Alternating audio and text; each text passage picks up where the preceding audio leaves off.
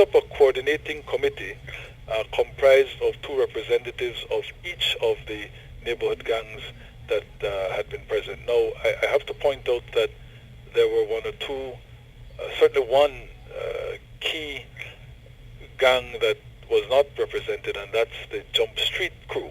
The leaders are, in fact, wanted by the police in connection with certain investigations, and so they weren't present.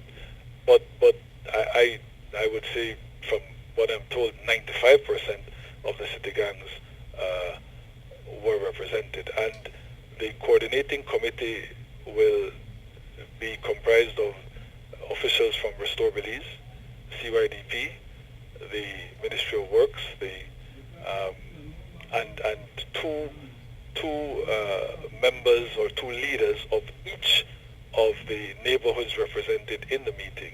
And so this committee will then be responsible. We've encouraged the gang leaders to talk to each other directly, to maintain direct communication. But this body will act as a kind of official monitor of the TRUCE. Pastor Casanova, who helped to facilitate the meeting, is also on that committee. So there is this structure that hopefully will help us to maintain the peace. And it will also act as a body that will look at scope of works for particular projects that we can charter in the individual neighborhoods.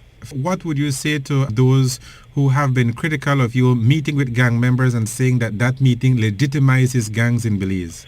No, I think that's entirely misguided. It's not a matter of legitimizing gangs. It's a matter of accepting the fact that there are gangs and that they have been wreaking havoc on our society. Now, the police still have their job to do. The security forces have been making a determined effort, but we have to admit that we have not been able to get on top of this phenomenon of violence and counter-violence and attacks and retaliations. It is my job to do whatever is necessary to try to bring a halt to this situation in which the society is held hostage.